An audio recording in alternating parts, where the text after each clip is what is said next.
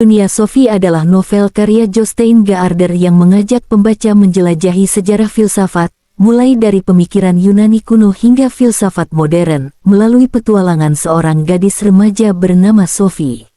Novel ini menyederhanakan konsep-konsep filosofi yang kompleks, menjadikannya mudah dipahami dan memancing pemikiran kritis.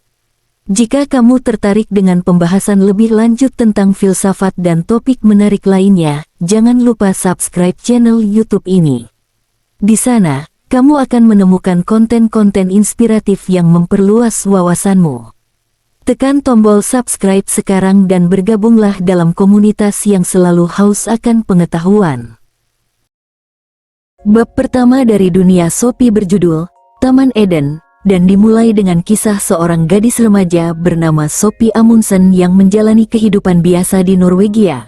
Suatu hari, saat pulang sekolah, Sophie menemukan sebuah amplop misterius di kotak suratnya.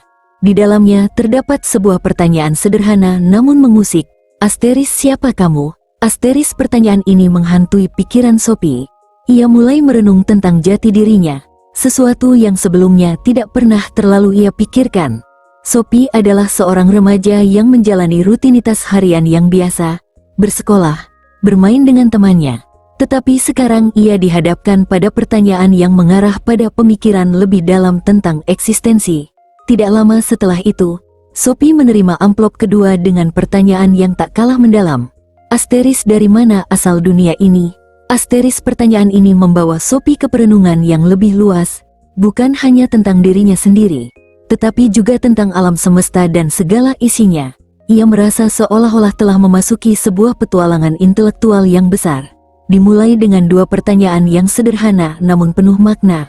Bab ini mengatur nada untuk keseluruhan buku, memperkenalkan tema-tema utama tentang pencarian jati diri dan makna keberadaan. Sophie, seorang gadis biasa, tiba-tiba ditarik ke dalam dunia filsafat. Sebuah dunia yang menantang pemikirannya dan mendorongnya untuk mempertanyakan segalanya. Taman Eden menjadi metafora bagi keadaan awal Sophie yang tak tahu apa-apa, tetapi siap untuk menjelajahi pengetahuan yang lebih dalam tentang dirinya dan dunia. Bab kedua dari Dunia Sophie berjudul Topi Ajaib, melanjutkan perjalanan Sophie yang semakin terjerumus ke dalam dunia filsafat. Bab ini dimulai dengan Sophie yang masih merenungkan dua pertanyaan sebelumnya yang diterimanya, yaitu tentang identitas dirinya dan asal-usul dunia. Pikirannya dipenuhi dengan kebingungan dan keingintahuan yang mendalam. Sophie merasa bahwa ada sesuatu yang aneh dan magis sedang terjadi dalam hidupnya. Ia mulai melihat dunia dengan cara yang berbeda, seolah-olah sesuatu yang tak terlihat telah mengubah perspektifnya. Ia merasa seperti seorang pesulap yang sedang menarik sesuatu dari topi ajaibnya, tetapi bukannya kelinci atau burung. Yang ia tarik adalah gagasan-gagasan besar dan pertanyaan-pertanyaan mendalam tentang kehidupan. Bab ini menggunakan metafora topi ajaib untuk menggambarkan bagaimana filsafat dapat membuka mata seseorang terhadap keajaiban dunia yang sebelumnya tak terlihat. Topi ajaib, seperti pikiran manusia, dapat menghasilkan sesuatu yang tak terduga dan menakjubkan.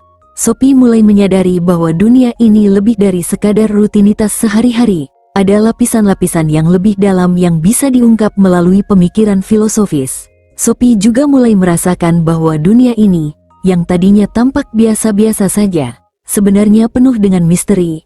Ada sesuatu yang magis dalam cara filsafat mengajarkannya untuk mempertanyakan segalanya. Ia mulai menyadari bahwa setiap objek, setiap kejadian, dan setiap pemikiran bisa menjadi pintu masuk menuju pemahaman yang lebih dalam tentang realitas. Dengan analogi topi ajaib ini, bab kedua mengajak pembaca untuk memahami bahwa filsafat adalah alat yang memungkinkan kita melihat dunia dengan cara yang baru dan ajaib.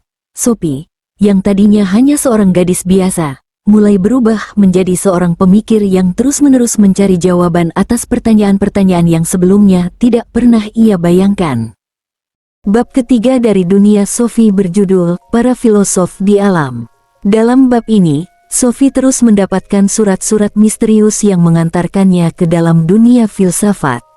Kali ini, Sophie diajak untuk merenungkan bagaimana para filosof di masa lalu mencoba memahami alam dan dunia di sekitar mereka.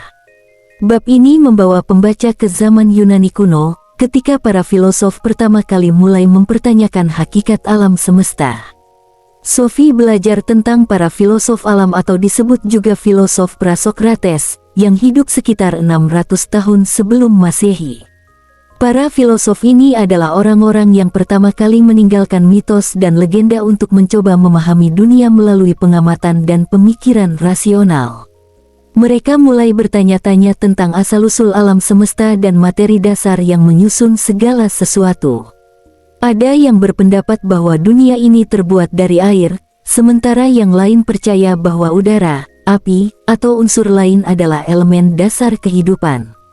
Meski gagasan mereka terdengar sederhana atau bahkan aneh di zaman modern, para filosof ini meletakkan dasar penting bagi perkembangan ilmu pengetahuan dan filsafat. Melalui surat-surat yang diterimanya, Sophie diajak untuk memahami bahwa meskipun para filosof ini tidak memiliki teknologi canggih atau laboratorium modern, mereka memiliki keberanian untuk berpikir di luar batasan-batasan yang ada. Mereka mencoba menemukan penjelasan yang masuk akal bagi fenomena alam, tanpa bergantung pada kepercayaan tradisional atau mitologi. Sophie menyadari bahwa para filosof ini adalah pionir yang membuka jalan bagi cara berpikir yang lebih kritis dan ilmiah. Mereka mengajarkan bahwa dunia ini bisa dipahami melalui akal dan pengamatan, bukan hanya melalui tahayul atau kepercayaan buta. Dengan demikian, Sophie mulai melihat bahwa filsafat bukan hanya tentang pertanyaan-pertanyaan besar, tetapi juga tentang upaya untuk memahami dunia secara rasional dan sistematis. Dalam bab ini, Sophie semakin terlibat dalam petualangan intelektualnya, merasa seperti seorang pelajar yang mengikuti jejak para pemikir besar di masa lalu. Ia mulai melihat dunia sekitarnya tidak hanya sebagai tempat yang statis, tetapi sebagai teka-teki yang menunggu untuk dipecahkan, dengan akalnya sebagai kunci untuk membuka misterinya. Bab keempat dari dunia Sophie berjudul Demokrit, dan dalam bab ini, Sophie diperkenalkan pada salah satu filosof terbesar dari zaman Yunani kuno, yaitu Demokritus. Sophie terus menerima surat-surat dari pengirim misterius yang menggiringnya lebih jauh ke dalam dunia filsafat, dan kali ini, ia diajak untuk memahami gagasan tentang atomisme yang diperkenalkan oleh Demokritus. Demokritus adalah seorang filosof yang percaya bahwa segala sesuatu di dunia ini terdiri dari partikel-partikel kecil yang tidak dapat dibagi lagi, yang disebutnya atom. Meskipun ide ini dikembangkan tanpa alat-alat ilmiah modern, konsep Demokritus mengenai atom sebagai elemen dasar dari segala sesuatu merupakan salah satu gagasan paling revolusioner pada masanya. Sophie belajar bahwa menurut Demokritus, semua benda, termasuk manusia, tumbuhan, dan bahkan pikiran, terdiri dari atom-atom yang bergerak dalam ruang kosong. Gagasan ini memberikan penjelasan materialistis tentang dunia, yang bertentangan dengan pandangan yang lebih spiritual atau mitologis yang dominan pada masa itu. Demokritus menolak ide bahwa fenomena alam disebabkan oleh kehendak para dewa atau kekuatan supranatural, dan sebagai gantinya, ia berpendapat bahwa semua peristiwa terjadi karena gerakan dan interaksi atom-atom. Sophie mulai merenungkan konsep ini, membayangkan dunia sebagai susunan yang tak terlihat dari partikel-partikel kecil yang membentuk segala sesuatu. Ia terpesona oleh kesederhanaan dan keindahan ide ini, di mana segala sesuatu yang kompleks dan beragam di alam semesta dapat dijelaskan oleh prinsip dasar yang sama. Bab ini juga menyoroti bagaimana filsafat Demokritus merupakan langkah penting dalam peralihan dari pemikiran mitologis menuju pemikiran ilmiah.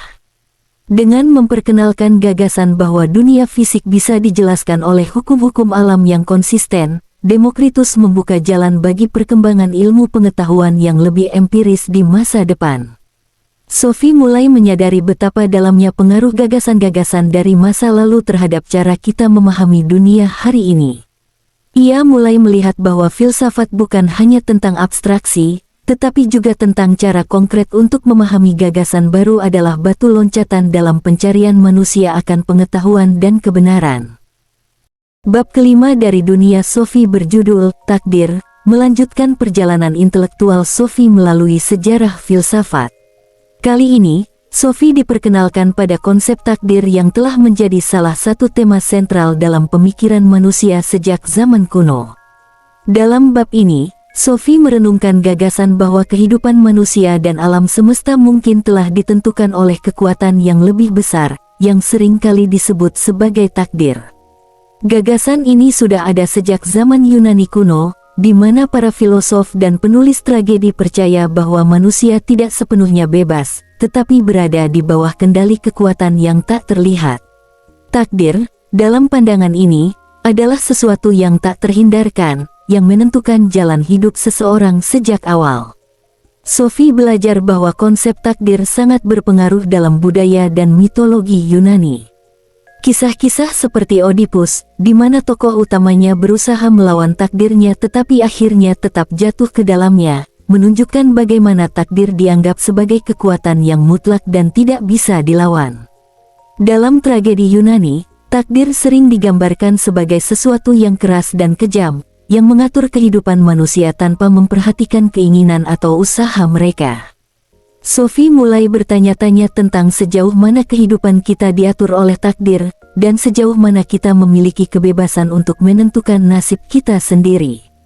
Ia mulai merenung tentang pertanyaan-pertanyaan besar seperti, apakah kita benar-benar memiliki kehendak bebas, ataukah setiap keputusan yang kita buat telah ditentukan sebelumnya oleh suatu kekuatan yang tak terlihat. Bab ini juga mengangkat pertanyaan tentang apakah alam semesta berjalan sesuai dengan hukum-hukum yang tetap, atau apakah ada ruang untuk kebebasan dan ketidakterdugaan. Sophie mulai menyadari bahwa konsep takdir tidak hanya berkaitan dengan kehidupan pribadi, tetapi juga dengan cara kita memahami dunia secara keseluruhan. Apakah segala sesuatu terjadi karena alasan yang jelas dan teratur, ataukah ada elemen ketidakpastian dan misteri yang tak terpecahkan? Dengan merenungkan gagasan ini, Sophie semakin terdorong untuk memahami tempat manusia di alam semesta. Apakah kita hanya pion dalam permainan yang lebih besar, ataukah kita memiliki kekuatan untuk menentukan jalan hidup kita sendiri? Bab ini mengajak Sophie dan pembaca untuk mempertimbangkan berbagai pandangan tentang takdir, kehendak bebas, dan bagaimana kita bisa hidup dengan ketidakpastian ini. Melalui bab ini, Sophie mulai memahami bahwa filsafat bukan hanya tentang mencari jawaban, tetapi juga tentang menghadapi pertanyaan-pertanyaan sulit yang mungkin tidak memiliki jawaban pasti. Ini adalah perjalanan untuk memahami diri sendiri dan dunia, bahkan ketika jawaban tidak selalu jelas atau mudah ditemukan. Bab ke-6 dari dunia Sophie berjudul Sokrates, memperkenalkan Sophie pada salah satu figur paling penting dalam sejarah filsafat, yakni Sokrates. Dalam bab ini, Sophie mulai memahami pendekatan unik Sokrates terhadap filsafat, yang berfokus pada dialog dan pencarian kebenaran melalui pertanyaan yang mendalam. Sophie mempelajari bahwa Sokrates hidup di Athena pada abad ke-5 SM, sebuah periode yang penuh dengan perubahan politik dan intelektual. Namun, yang membuat Sokrates begitu istimewa bukan hanya zamannya, melainkan caranya dalam berfilsafat. Sokrates tidak menulis buku atau meninggalkan tulisan-tulisan filosofis, sebaliknya, ia memilih untuk terlibat dalam percakapan dengan warga Athena, mengajukan pertanyaan yang memaksa mereka untuk berpikir lebih dalam tentang keyakinan mereka. Pendekatan Sokrates dikenal dengan istilah metode Sokrates atau dialektika, di mana ia akan mengajukan serangkaian pertanyaan yang menggiring lawan bicaranya untuk mempertanyakan asumsi-asumsi dasar mereka. Tujuan Sokrates bukan untuk mengajarkan suatu kebenaran yang sudah jadi, tetapi untuk membantu orang lain menemukan kebenaran itu sendiri melalui dialog dan refleksi diri. Ia percaya bahwa dengan mengakui ketidaktahuan kita dan terus bertanya, kita dapat mendekati pemahaman yang lebih baik tentang kebajikan, keadilan, dan kehidupan yang baik. Sophie mulai merenungkan metode ini, membayangkan bagaimana Sokrates mungkin akan mengajukan pertanyaan-pertanyaan yang sama kepada dirinya.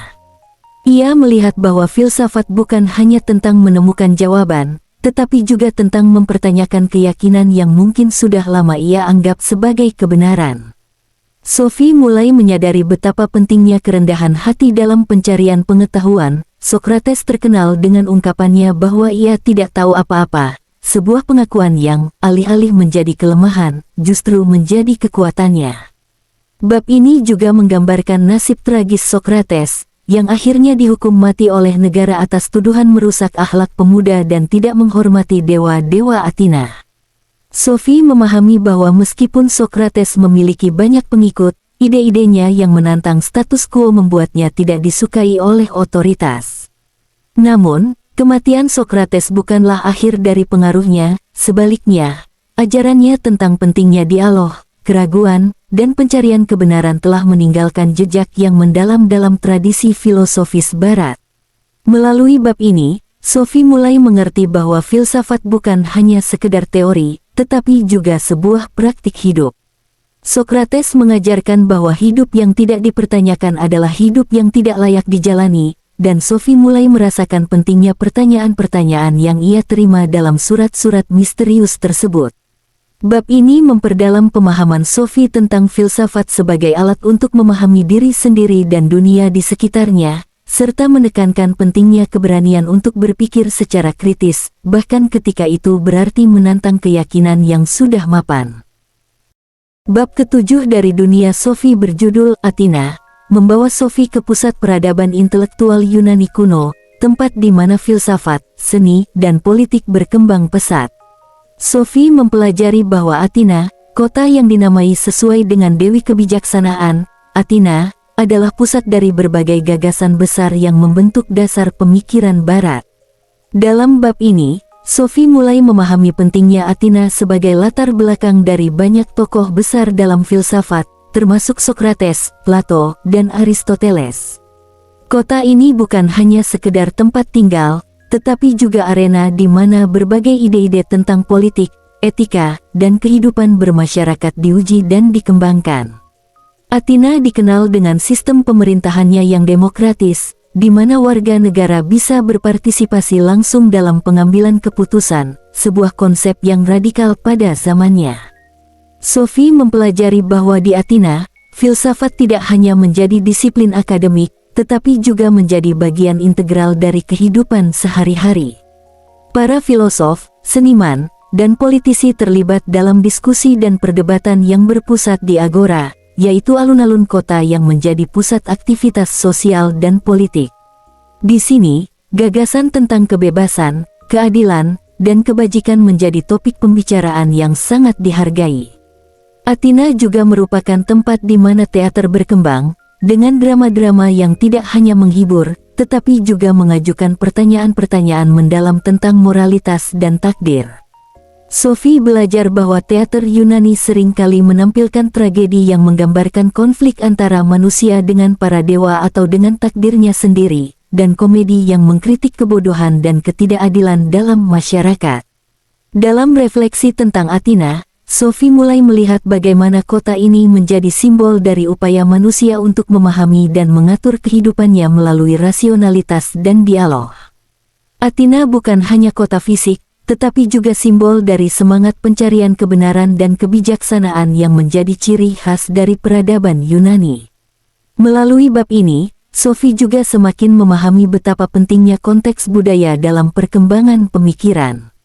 Athena sebagai pusat intelektual dan kebudayaan memungkinkan berkembangnya berbagai gagasan yang menjadi landasan bagi banyak aspek kehidupan modern, mulai dari demokrasi hingga filsafat. Sophie menyadari bahwa ide-ide besar tidak muncul dalam kekosongan, tetapi dipengaruhi oleh lingkungan sosial, politik, dan budaya di mana mereka berkembang. Bab ini memperkuat pemahaman Sophie tentang bagaimana filsafat berakar dalam kehidupan masyarakat dan bagaimana kota seperti Athena menjadi tempat subur bagi berkembangnya pemikiran kritis dan inovatif. Sophie mulai melihat dirinya sebagai bagian dari tradisi panjang pencarian kebenaran, yang dimulai ribuan tahun lalu di jalan-jalan dan alun-alun kota Athena. Bab selanjutnya ada di part 2 ya teman-teman. Nantikan di video selanjutnya. Terima kasih banyak, jangan lupa subscribe.